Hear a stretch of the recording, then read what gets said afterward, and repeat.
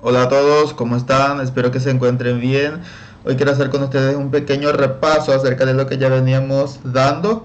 Apenas dos clases tuvimos, pero igual espero que este repaso pueda servirle a ustedes a recordar algo y quiero hacer de manera rápida, pero desde el principio hasta lo que se pueda ver, hasta el fin.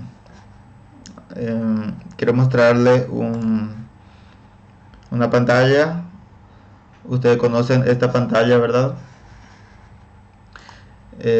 Aquí básicamente tenemos una cabecera. Este es el encabezado. Tenemos un método principal, que es aquí donde se escriben todos nuestros códigos dentro del método principal. En las cabeceras, en esta parte, no importa el orden con que se escriben las librerías. Para esta parte, lo que está fuera del método principal.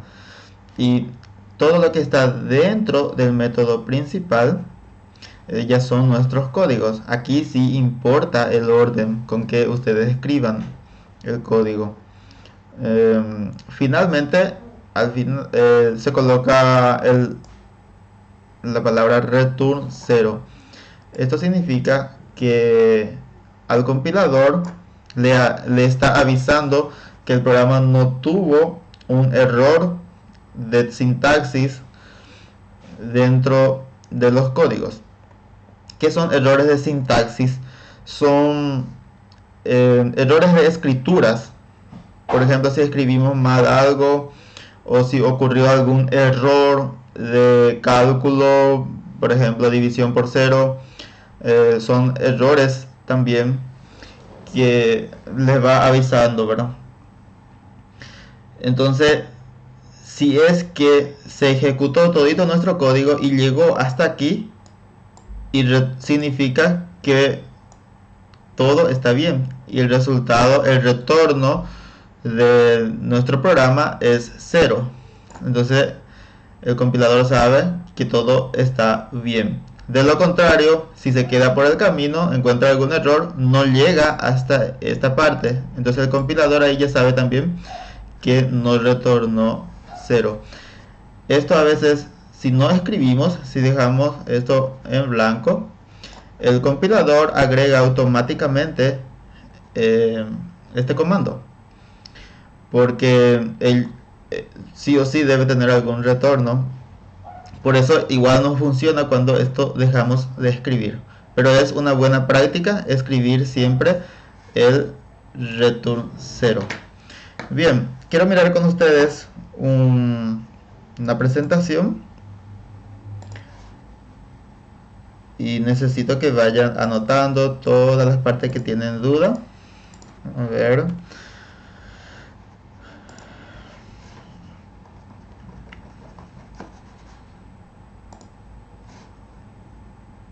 Primero comencemos con ¿qué es un programa en C? ¿Qué es programa en C realmente?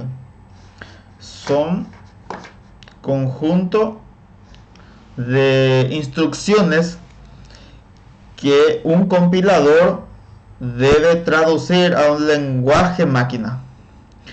Y ese conjunto de instrucciones es lo que nosotros escribimos, lo que vos escribís al resolver tu programa de algorítmica, tu problema de algorítmica. Y al escribir eso en un lenguaje de programación, ese es el programa. Es un conjunto de instrucciones. En general, un programa en el lenguaje C tiene tres partes, que son el encabezamiento, la función principal y las funciones o subrutinas auxiliares. El encabezamiento es a lo que llamamos librerías también. Esto ya vimos. La función principal es donde está el método main y el resto, esto es main, y las funciones o subrutinas auxiliares, esto todavía no estamos dando, tenemos pendiente esto. Entonces son programitas, o sea, pequeños códigos que se escribe fuera del método principal y se invoca desde el método principal. Valga la redundancia. Pero vamos a dar más adelante eso. Ahora nos vamos a centrar solamente en el encabezamiento y la función principal. Ustedes ahora entonces ya saben que se llama encabezamiento a todo lo que está arriba del método principal. Y son las librerías, o también se puede definir constantes en el encabezamiento. En el método main nosotros habíamos escrito todos nuestros códigos y este grupo aún nos está faltando. Esto nos está faltando y nosotros vamos a estar viendo por ahora, continuando con el método main, y luego cuando avancemos más vamos a ir viendo también los demás. A ver, podemos repasar un poco los tipos de datos utilizados en el lenguaje C. Sabemos que en el pseudocódigo, en el año anterior o el semestre pasado, ustedes no diferenciaban en las variables los tipos de datos. O sea, una variable podía ser numérico, podía ser de cualquier tipo, ¿verdad? De texto, de caracteres. En cambio, en el lenguaje C sí ya hay diferencia. Entonces, al inicializar una variable se debe especificar qué tipo de variable es. Entonces, estas son lo que más se utilizan. Y luego están los especificadores de formato. A la hora de imprimir decimos cuando queremos mostrar un texto en la pantalla, o queremos pedir un texto, pedir una entrada de datos. Entonces se utilizan estos formatos. Para entero, según el tipo de variable, tiene que atender eso. Para entero, coma flotante, carácter. Luego están los códigos de barra invertida. Estos se utilizan a la hora de escribir el comando de impresión o de mostrar algo en la pantalla. Si queremos, por ejemplo, que baje una línea, entonces al final o al inicio, donde ustedes quieran que ocurra un salto de línea, por ejemplo, se escribe barra invertida n. Y tienen que ir mirando eso también. Uso de las bibliotecas, se le llama biblioteca o librerías o encabezamiento a todo esto que escribimos, ¿verdad? std y o son de funciones de entrada y salida. Esto permite, por ejemplo, usar la función printf o scanf, y así varias librerías tenemos, y mucho más que esto. Estos son ejemplos nada más. Dependiendo de qué es lo que queremos hacer, vamos a ir utilizando. Después están estructuras. La estructura general ya vimos al principio de la clase que es de qué se compone, ¿verdad?, un programa en C. La estructura para usar el método printf o el formato. Se invoca la función, se escribe adentro el texto. Si queremos usar con una variable, especificamos el formato. Aquí se va a imprimir el valor de la variable. Esto en el caso de printf. En scanf también lo mismo. Este es el formato que se debe respetar. Queremos usar el valor de la variable, debemos especificar de esta manera. ¿Qué es el módulo? Es un residuo.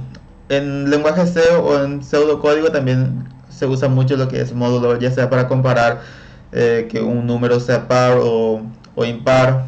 Entonces uno sabe cuando hace el cálculo de división, por ejemplo, cuando un número dividimos en 2 y si el resto es 0, es un número par, y si el resto es 1, es impar.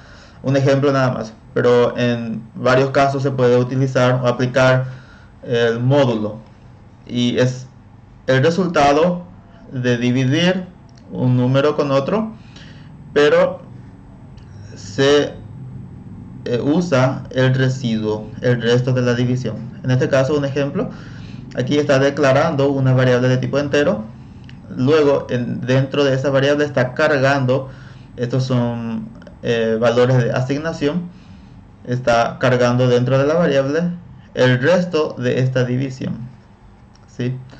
Para que sea correcto, aquí tiene que colocar un punto y coma. De eso nunca hay que olvidar. Siempre el programa termina, o sea, una línea debe terminar con punto y coma. Muy bien.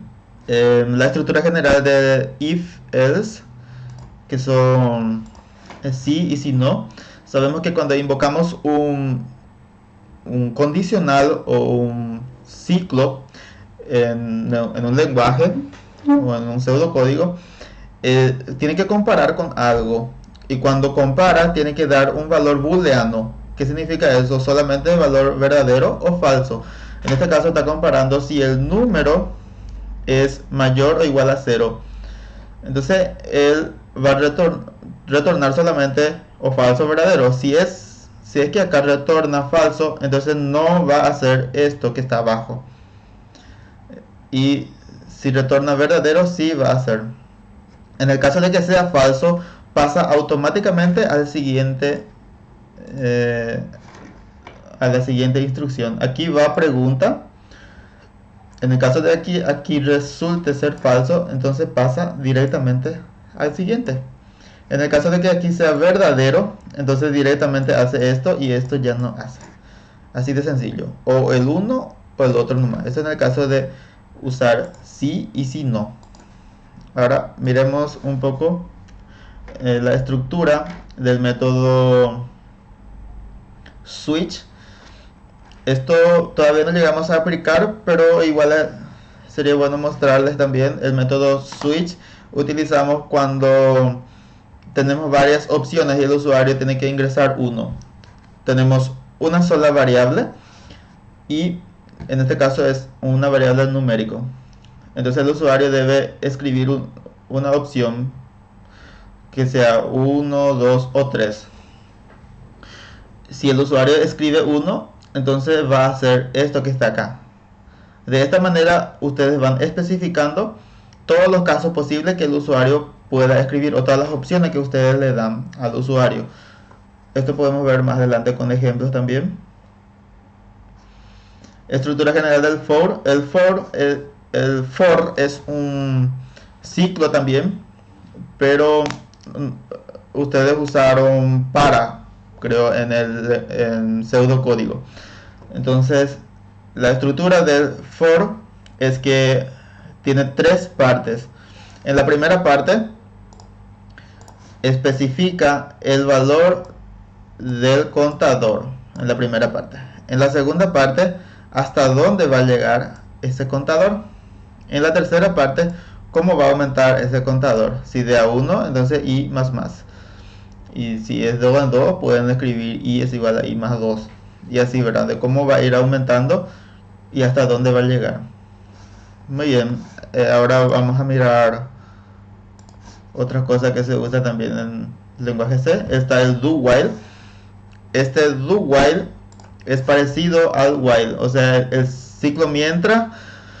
Nosotros usábamos el ciclo mientras, que es while. Eso es otro.